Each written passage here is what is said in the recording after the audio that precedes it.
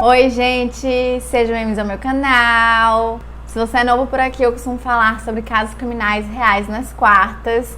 Então, se você gosta desse tipo de conteúdo, não se esqueça de se inscrever, deixar seu like, que é muito importante para a divulgação do canal.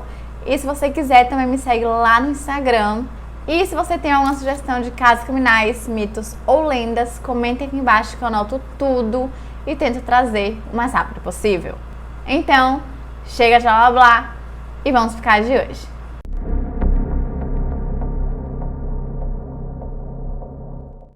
Até meados da década de 90, viajar através de caronas pela Austrália era considerado extremamente aventureiro e barato, além de ser considerado seguro na época, chegando ao ponto de que na década de 80 existiam diversas campanhas que incentivavam as pessoas a viajarem através de caronas. Mas infelizmente, com o tempo, algumas pessoas começaram a desaparecer, sendo vistas pela última vez dizendo que iriam pegar carona para chegarem em determinado lugar, o que fez com que muita gente parasse de pedir carona, e as que continuaram, elas viajavam em pares, porque assim seria uma forma mais segura, pelo menos era isso que elas achavam.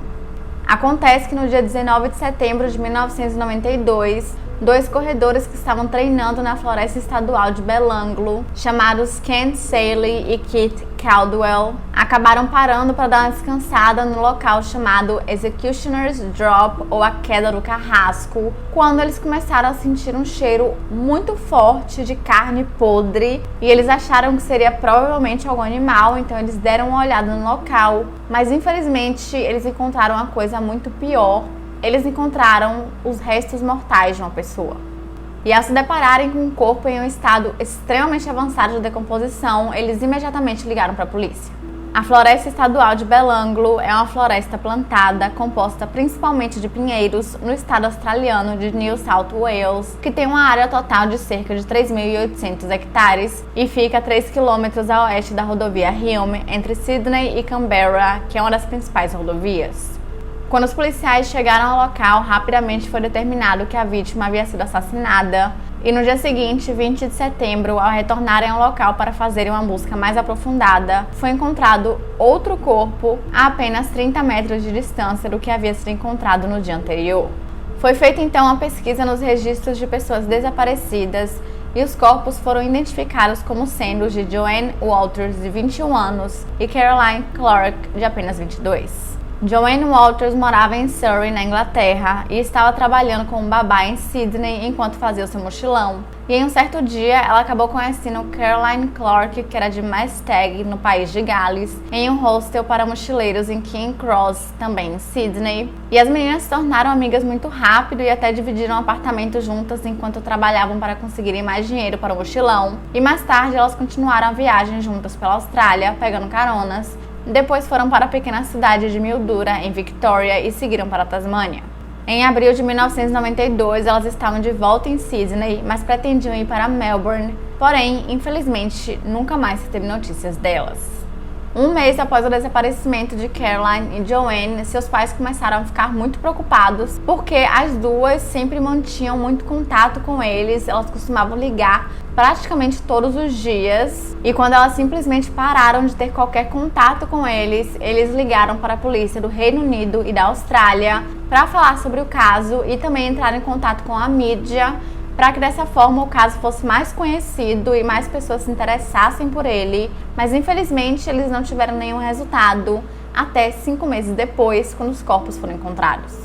Joanne Walters havia sido esfaqueada 14 vezes, sendo 4 no peito, 1 no pescoço e 9 nas costas, principalmente na coluna, fazendo com que ela ficasse paralisada. E Caroline Clark também havia sido esfaqueada na coluna e ficado paralisada, e foi baleada 10 vezes na cabeça, o que mais tarde os policiais passaram a acreditar que ela teria sido usada como alvo para treino. Algo que os detetives notaram foi que o zíper de Joanne estava aberto, mas o botão da calça estava fechado, o que poderia indicar que ela teria sofrido abuso sexual, mas por conta do estado avançado de decomposição do corpo, eles não conseguiram encontrar nenhuma evidência que comprovasse essa teoria. E perto do corpo de Caroline foram encontradas 6 pontas de cigarro, sendo todas da mesma marca, além de algumas caixas de cartucho calibre 22 e uma fogueira que havia sido construída com tijolos. Mais tarde, especialistas em balística examinaram a área com detectores de metais e encontraram mais 9 caixas de cartucho a 3 metros do local onde o corpo de Caroline estava. E eles até conseguiram identificar o exato modelo da arma, que era um rifle Ruger calibre 22, mas acontece que naquela área, na Austrália, tinham mais de 55 mil rifles do mesmo modelo. Então era basicamente impossível eles encontrarem o dono do rifle que havia matado as meninas. E na tentativa de ajudar na investigação, o Dr. Rod Milton, que é um psiquiatra forense que já trabalhava nessa área há mais de 20 anos, fez um perfil sobre o assassino ou os assassinos. E de acordo com ele, se fossem 2 assassinos, um deles seria mais velho e mais controlador, enquanto o outro, apesar de ser tão sádico quanto, ele seria mais submisso e aceitaria as ordens com mais facilidade. Ele também disse que poderiam ser irmãos e que compartilhariam o mesmo amor por armas e caça e que provavelmente eles já haviam cometido crimes sexuais sozinhos ou separados, além de o mais velho provavelmente estar na faixa dos 30 anos de idade e conhecer muito bem a região de Belanglo, o que significava que ele provavelmente moraria por ali.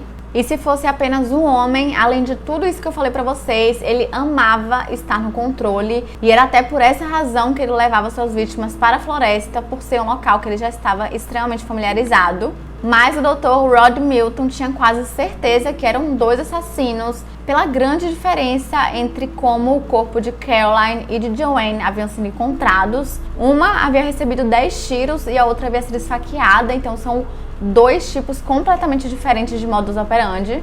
E apesar de ter sido feita uma busca bem grande na região, era um pouco complicado eles acharem outras evidências, porque era uma floresta enorme e não tinham tantos policiais assim. E o caso acabou esfriando e, além disso, tanto os detetives quanto o Dr. Rod Milton não acreditavam nesse ponto que eles estavam lidando com um serial killer, mas a mídia acreditava. Em outubro de 1993, um morador local chamado Bruce Pryor estava na floresta de Belanglo procurando por lenha quando ele encontrou ossos humanos em uma área remota. Ele já sabia do caso e tinha um interesse maior do que as pessoas costumam ter, porque, como pai, ele meio que sentia a dor dos familiares das vítimas que haviam sido encontradas, chegando ao ponto de ele fazer pelo menos uma viagem por semana durante 9 meses pela floresta, vendo se ele achava alguma coisa, já que as autoridades pareciam não estar mais procurando. Então, quando ele achou os restos mortais, ele até pegou o crânio e enrolou, acho que em uma blusa, um pedaço de plástico, e levou até seu carro, onde ligou para a polícia. E ele enrolou o crânio porque ele achava que ninguém acreditaria nele, porque o caso já tinha esfriado e ninguém estava falando nisso. Então, ele preferiu não arriscar. Porém, a polícia achou a história dele um pouco esquisita, fazendo com que ele se tornasse um suspeito, principalmente pelo fato de ele ter esse interesse tão grande no caso, que geralmente não é tão comum, mas depois de um tempo ele foi liberado e foi descartado como suspeito. E acontece que quando os policiais chegaram no local e encontraram os restos mortais, eles encontraram mais restos mortais a poucos metros e mais tarde eles foram identificados como sendo Deborah Everest e James Gibson, ambos de 19 anos de idade. Deborah e James eram um casal australiano que tinha ido viajar juntos em 1989. Ambos cresceram em Melbourne e decidiram passar as férias em Sydney e de lá iriam pedir caronas até um festival que teria perto da rodovia Hilma. A mãe de James até ficou preocupada com o fato deles pedirem carona, mas James disse que ela não precisava se preocupar, porque eles estariam em casal, então estariam mais seguros, o que infelizmente não foi o caso, porque eles foram vistos pela última vez em dezembro daquele mesmo ano. James Gibson foi encontrado em posição fetal, havia sido esfaqueado 8 vezes, seus ferimentos nas costas foram tão graves que sua coluna foi dilacerada e ele também, assim como Caroline e Joanne, havia ficado paralisado e seus pulmões haviam sido perfurados. Seu jeans também estava com o zíper aberto e botão fechado, da mesma forma em que o de Joanne estava, enquanto Deborah Everest havia sido brutalmente espancada a ponto de seu crânio ter sido fraturado em 2 locais diferentes e sua mandíbula ter sido quebrada e também foi apunhalada uma vez nas costas. Porém, algo que confundiu os policiais foi o fato de que os pertences de James e Deborah haviam sido encontrados lá em 1989, a 120 quilômetros de distância, em uma outra área florestal chamada Galston Gorge. Com as descobertas dessas duas outras vítimas, o superintendente Clive Small foi nomeado para assumir o controle da investigação. Sua primeira tarefa foi combinar os grupos individuais de detetives envolvidos no caso em uma única unidade. E Clive Small era um detetive extremamente experiente, com a reputação de ser meticuloso e objetivo, além de ser muito respeitado no departamento e nos tribunais por sua dedicação, sua capacidade de separar os fatos das fake news e de apresentar esses fatos de forma meticulosamente detalhada. E a investigação passou a ser oficialmente nomeada de Força Tarefa Aérea, e eles começaram a fazer uma busca gigantesca em toda a área de Belanglo, na esperança de que outras evidências fossem encontradas para que eles pudessem finalmente chegar ao assassino. E pelo fato deles saberem exatamente o modelo da arma utilizada, eles começaram a examinar todas as armas da região. E acontece que um membro de um clube de armas local acabou se apresentando para a polícia dizendo que ele tinha visto uma coisa muito suspeita no ano anterior. E de acordo com ele havia visto 2 carros indo em direção a Belanglo. E no primeiro carro tinha um homem, e nos bancos de trás tinham mais 2 homens, e no meio deles tinha uma mulher amarrada, como se ela estivesse com a mordaça na boca. E no segundo carro também tinham 2 homens, e no banco de trás tinha uma outra mulher que estava amarrada da mesma forma. E esse homem conseguiu até dar descrições muito detalhadas sobre as pessoas, a roupa que eles estavam usando e também o tipo de carro. E ele disse que tinha anotado as informações do segundo veículo em um pedaço de papel, mas que infelizmente com o tempo ele havia perdido. A polícia então digitou todo o seu relato e pediu que ele lesse e, se concordasse, assinasse. E o nome desse homem era Alex Milat. Inicialmente, os policiais acharam essa história um pouco esquisita, principalmente pelo fato de que esse homem, Alex, havia demorado 1 ano para dar a informação, sendo que ele sabia tudo tão detalhado e ele poderia ter salvado essas mulheres. E ele só relatou tudo isso quando os policiais tiveram que chamá-lo para que a sua arma fosse examinada.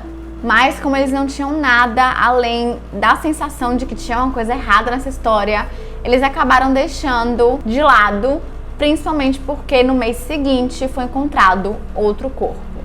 Os restos mortais foram identificados como sendo de Simone Schmidl, de 21 anos de idade.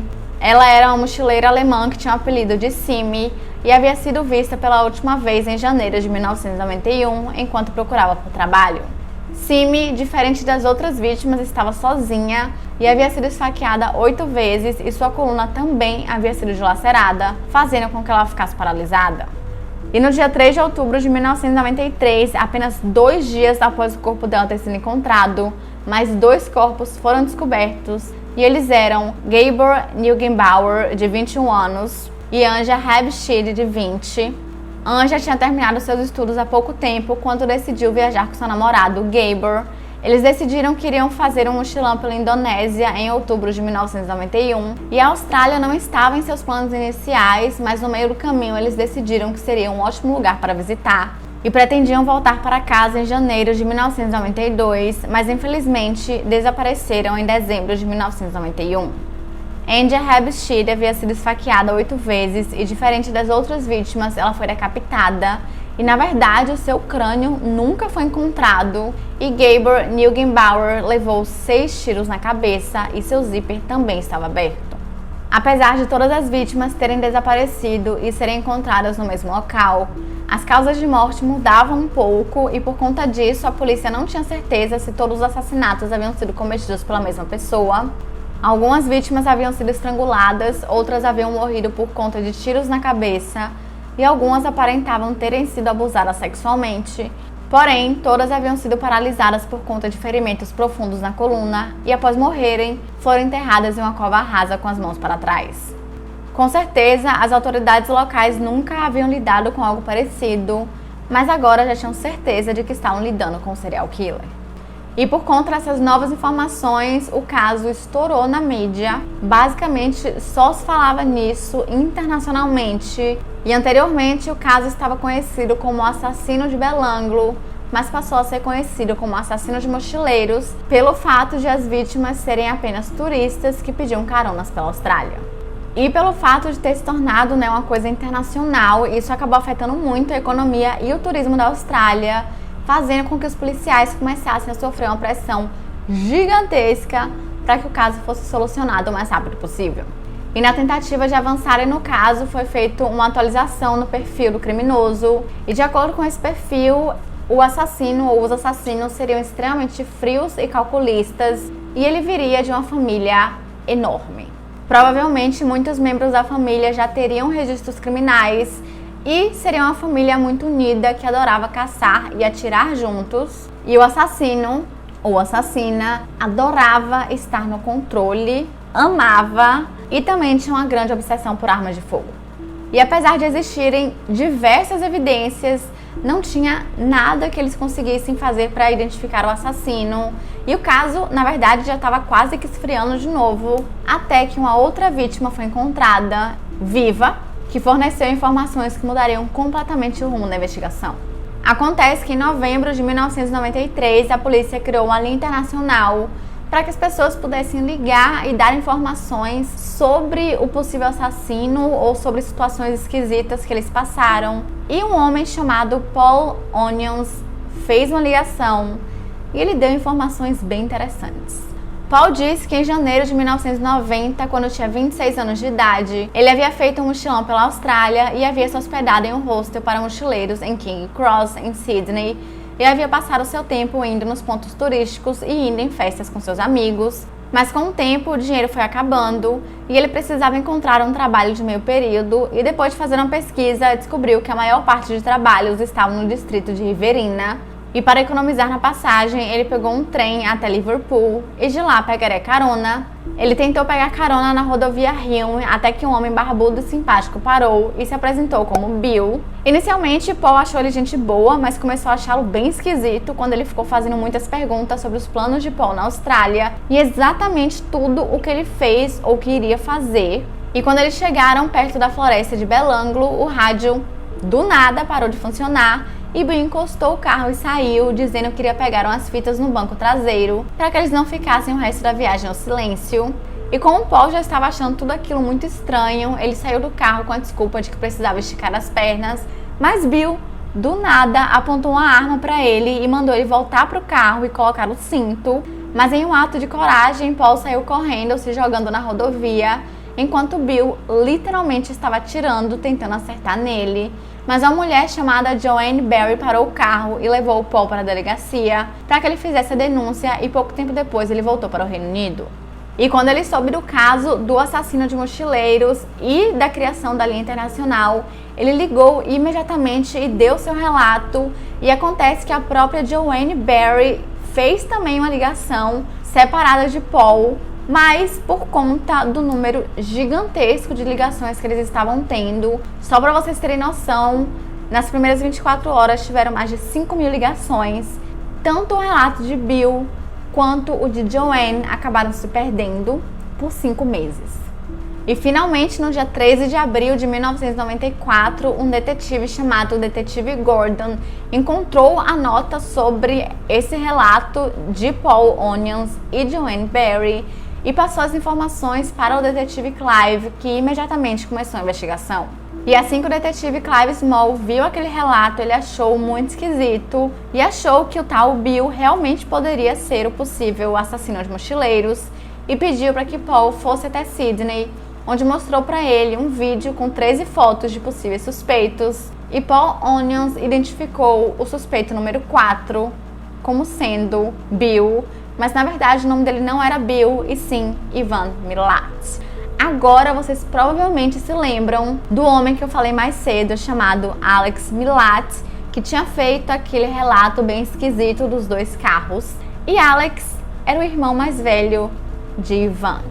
Ivan Robert Mark Milat nasceu em outubro de 1944 e era filho de imigrantes croatas e era o 5º de 14 irmãos, sendo 10 homens. Os primeiros anos de sua vida foram bem normais e seu pai era um disciplinador que trabalhava no cais em Sydney e eventualmente começou uma plantação de tomate na propriedade da família em Moorebank, que ficava a oeste de Sydney, onde seus filhos foram colocados para trabalhar, enquanto sua mãe fazia o melhor que conseguia para cuidar de 14 filhos, o que com certeza não deve ter sido nem um pouco fácil. Mas não demorou muito até que 7 dos 10 filhos homens tivessem problemas com a lei, e a família Milat passou a ser bem conhecida pelos policiais. E ao contrário do resto dos seus irmãos, Ivan nunca desistiu de seu estilo de vida criminoso e durante sua adolescência ele cumpriu várias penas de prisão por invasões e foi descrito como sendo meticuloso e charmoso. E ele até tinha casos com as namoradas e noivas de seus próprios irmãos. Então, basicamente, ele não tinha um relacionamento bom com seus irmãos, seus pais ou basicamente qualquer pessoa. Mas mesmo assim, a família Millar era extremamente leal. Só para vocês terem noção, se um grupo de irmãos fizesse alguma coisa, algum ato criminoso e um deles fosse pego, esse um levaria toda a culpa e não arrastaria seus irmãos com ele. Na Sexta-feira Santa de 1971, Ivan sequestrou duas jovens que pediam carona perto da estação ferroviária de Liverpool. Ele puxou uma faca, amarrou as meninas e disse: "Eu vou matar vocês, vocês não vão gritar quando eu cortar suas gargantas. Vão?" Mas por sorte, ambas as meninas conseguiram escapar quando uma delas conseguiu convencê-lo a parar para comprar bebida. Ele acabou sendo preso por isso e recebeu 2 acusações de abuso sexual e 2 de assalto à mão armada. Ele chegou a fingir a sua própria morte deixando um sapato no The Gap, que é o penhasco da Austrália, que eu falei no caso anterior, de Caroline Byrne, e depois fugiu para a Nova Zelândia, mas foi preso novamente no final de 1974, quando retornou para a Austrália, porque sua mãe havia sofrido um ataque cardíaco. Porém, mesmo assim, ele conseguiu escapar da condenação pelas acusações, por conta de diversos erros processuais da polícia na época. Em 1984, ele até deu uma acalmada e se casou com uma mulher, porém, a sua esposa achava ele extremamente cruel e brutal e achava bem esquisita a obsessão maluca que ele tinha por armas de fogo, e então o deixou em 1987. Ivan também trabalhava junto com seu irmão Richard Millar em gangues de estrada ao longo da rodovia entre Sydney e Melbourne, além de possuir uma propriedade nas proximidades de Belanglo e ter vendido seu carro Nissan Patrol poucos dias após a descoberta dos corpos de Joanne Walters e Caroline Clark. Após todas essas descobertas, os detetives fizeram uma ação extremamente planejada para não ter nenhuma chance de dar errado. E então, no dia 22 de maio de 1994, foi feita uma busca na casa de Ivan Millar, em Cinnabar Street, em Eagle Valley, e todas as casas de seus familiares também foram vasculhadas ao mesmo tempo por mais de 300 policiais. E de acordo com os policiais, eles meio que se esconderam nos arredores da casa porque eles estavam com muito medo de dar errado e não conseguirem prender Ivan. E eles chegaram a ligar para casa e perguntarem: "Ivan tá aí?" E Ivan atendia falando que não, mas era óbvio que ele estava porque era a voz dele e eles já sabiam disso. E aparentemente Ivan Millar não acreditava que tinham realmente policiais ao redor de sua casa, e tinham muitos, porque ele olhava pela janela e ele não encontrava ninguém, então ele achava que era algum amigo tentando trollar ele. E nesse momento, sua namorada até estava na casa com ele e ela não estava entendendo nada, estava confusa, porque ela não fazia a menor ideia de que ele era um assassino, muito menos que estava sendo procurado pela polícia. Mas finalmente, depois de muito tempo dele se recusando a sair da casa, ele saiu e os policiais o prenderam e vasculharam a casa, onde encontraram muitas evidências. Por exemplo, foram encontradas partes do rifle Ruger calibre 22, que era exatamente a mesma arma usada para matar todas as vítimas, além dos itens das vítimas, como mochilas, passaportes e até roupas. E Ivan estava até usando as roupas das vítimas como se fossem suas roupas e chegou a dar de presente para sua namorada um dos itens das meninas. Ivan Millar compareceu ao tribunal por roubo e porte de arma no dia 23 de maio e no dia 30, após a continuação das investigações policiais, ele foi acusado dos assassinatos dos 7 mochileiros. Em março de 1996, o julgamento começou e durou 15 semanas, e sua defesa argumentou que, apesar das evidências, não haviam provas de que Ivan era o culpado e ainda jogavam a culpa para os outros membros da família, principalmente para Richard Millar. Porém, em julho do mesmo ano, ele foi acusado dos 7 assassinatos e recebeu 7 sentenças de prisão perpétua, que na Austrália, uma sentença de prisão perpétua é 20 anos, então ele ficaria realmente a vida inteira na prisão. Ele também foi condenado pela tentativa de homicídio, cárcere privado e roubo de Paul Onions, pelo fato de que, quando ele fugiu para a rodovia, todos os seus pertences ficaram no carro de Ivan, e ele também não teve nenhum direito à liberdade condicional. Em 2012, o seu sobrinho chamado Matthew Millar e um amigo chamado Cohen Klein, que tinham 19 anos de idade, foram condenados a 43 e 32 anos de prisão, respectivamente, pelo assassinato de um menino de 17 anos chamado David Auchterlonie, bem no dia de seu aniversário, com um machado na floresta estadual de Belanglo. E todo o assassinato foi registrado pelo telefone de Matthew, e ele havia se inspirado no seu tio, que ele admirava muito. Embora Ivan Millar tenha sido preso, até hoje existem alguns mistérios sobre o caso, porque muita gente acredita que ele não agiu sozinho, e na verdade o próprio advogado dele, chamado John Meredstein, disse que Ivan confessou a ele que havia realmente matado todas aquelas pessoas, mas que teve a ajuda da sua irmã chamada Shirley Sawyer. E acontece também que Ivan não fumava, sendo que foram encontrados diversos cigarros em todas as cenas do crime, mas Shirley fumava bastante. Além do fato que na época dos assassinatos eles dividiam o mesmo apartamento e aparentemente, não sei se é verdade, eles tiveram um relacionamento amoroso. Shirley chegou a dar diversas entrevistas e disse que ela não tinha nada a ver com aquilo e realmente não tem nenhuma evidência que comprove que ela estivesse ligada ao caso, mas John fez essa confissão quando ele estava no leito de morte porque ele estava com câncer e ele queria limpar a sua consciência, então ele confessou tudo, mas não se sabe se é verdade ou não. A polícia também acredita que Millar pode estar envolvido em muito mais assassinatos do que os 7 pelos quais ele foi condenado. Em 2001, ele foi condenado a prestar depoimento em um inquérito sobre o desaparecimento de 3 outras mulheres mochileiras, mas nenhum processo foi movido contra ele por falta de provas. E investigações semelhantes foram iniciadas em 2003 em relação ao desaparecimento de 2 enfermeiras e novamente em 2005 relacionadas com o desaparecimento de Annette Briffa, mas novamente nenhuma acusação foi feita.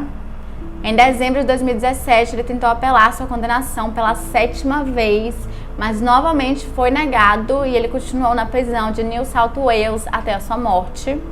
Ivan Millar, conhecido em sua família como Mac, morreu na ala hospitalar de Long Bay Jail, em New South Wales, de câncer terminal de esôfago e estômago, por volta das 4 horas da manhã do dia 27 de outubro de 2019, aos 74 anos de idade, e ele estava fazendo quimioterapia desde o primeiro diagnóstico de câncer em maio de 2019.